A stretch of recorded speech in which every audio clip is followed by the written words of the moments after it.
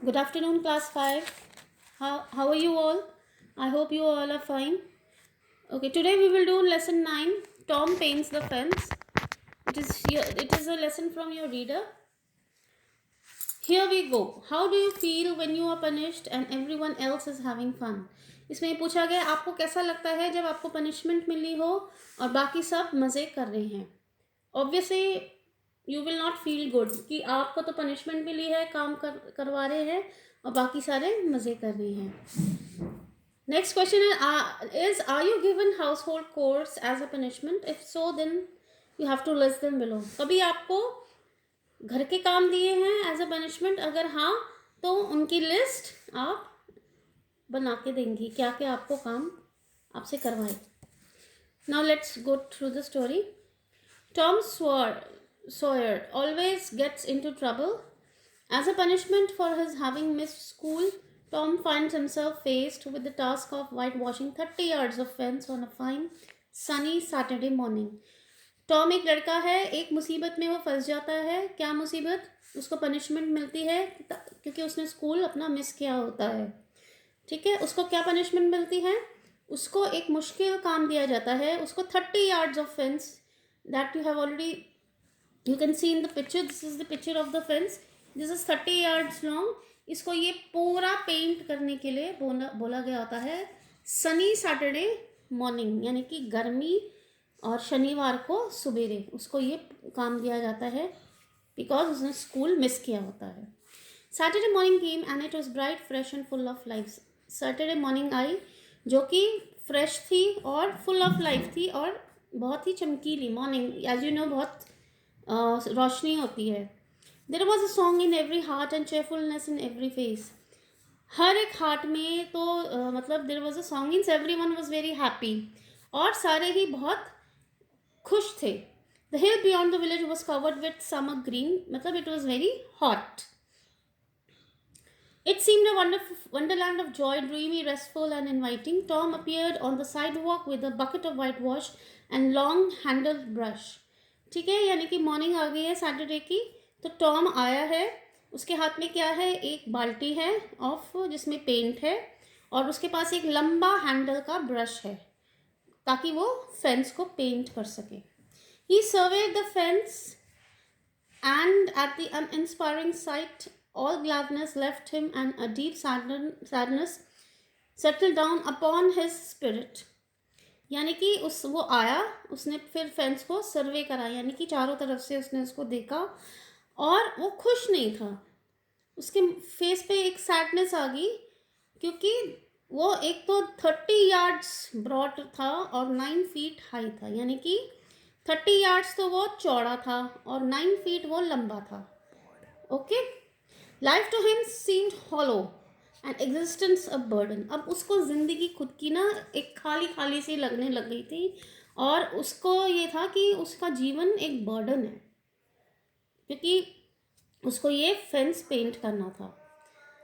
Sighing, he dipped his brush and passed it along the topmost plank. उसने फिर brush को अंदर dip करा पेंट में और टॉप मोस्ट प्लैंक यानी कि सबसे ऊपर से उसने शुरू करा. He began to think of the fun he had plan for this day and his sorrows multiplied.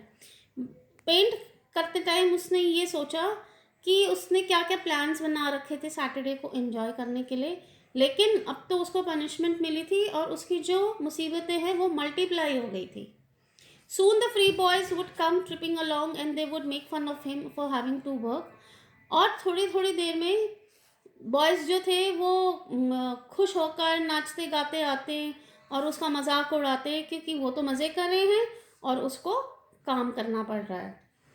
The very thought of it burn him like fire. यानी कि ये सोच सोच के कि बाकी बॉयज़ तो मज़े कर रहे हैं और वो काम कर रहा है तो उसके अंदर एक आग सी लग गई.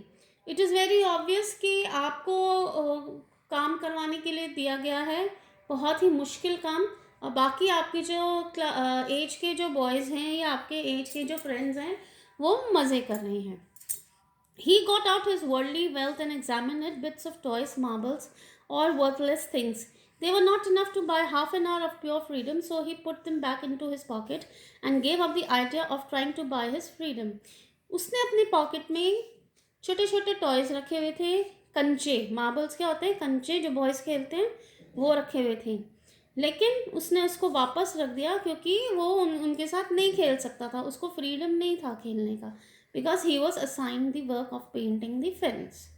सो उसने क्या करा, he put them back into his pocket. उसने वापस उनको पहले तो निकाल के देखा, फिर उसने उसको वापस रख दिया क्योंकि उसको खेलने के लिए कोई आज़ादी नहीं थी। And gave up the idea of trying to buy his freedom, और उसने खेलने का जो आइडिया था उसने वो छोड़ दिया।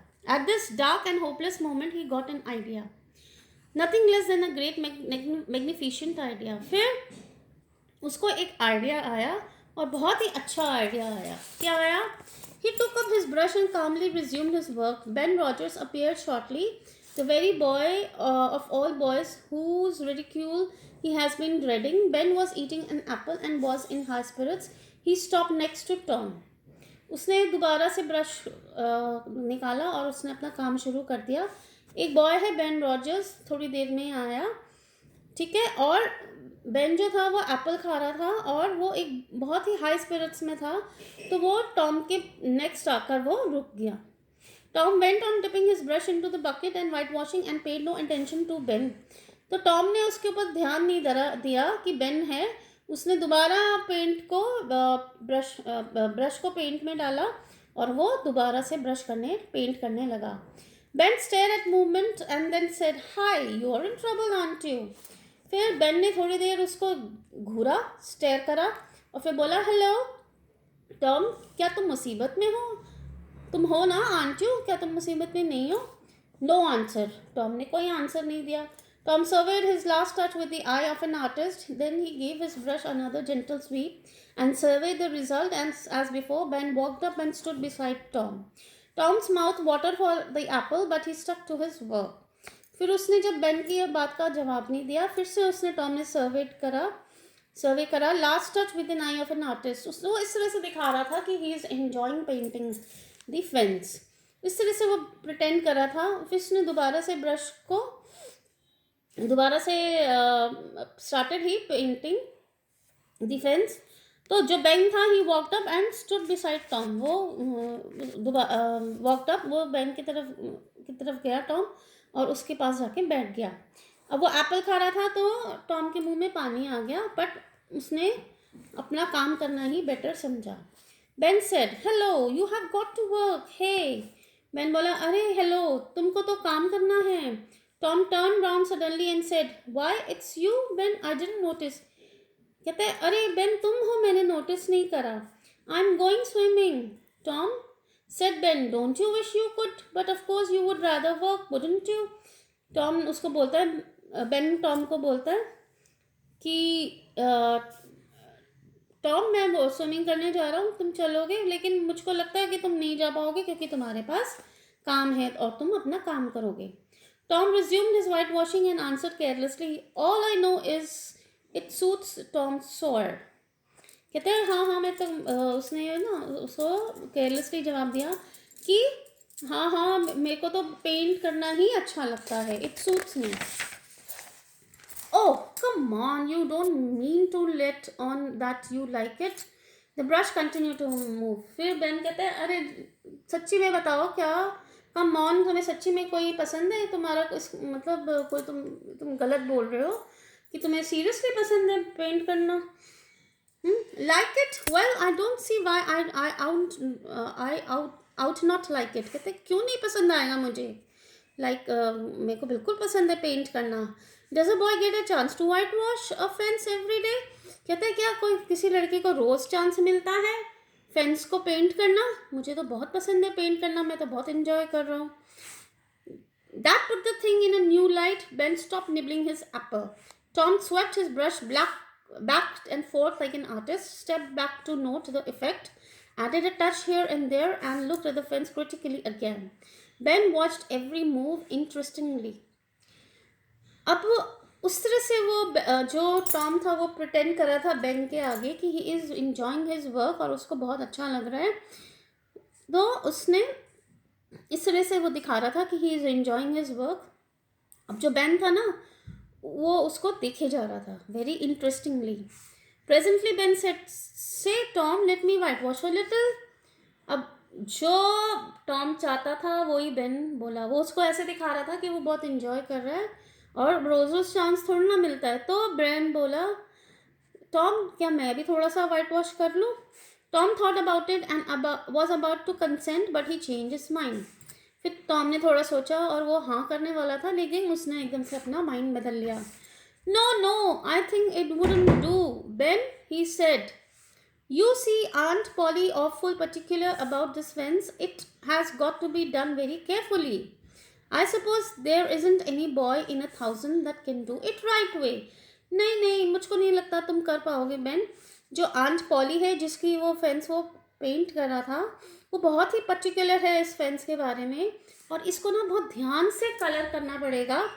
और मेरे को ये लगता है कि हज़ारों में ऐसा एक भी बॉय नहीं है जो इसको सही कर सकता है। तो वो उसको बेन को मना कर देता है। So today we will do up to here page number 1 to 2. We will continue tomorrow. Thank you.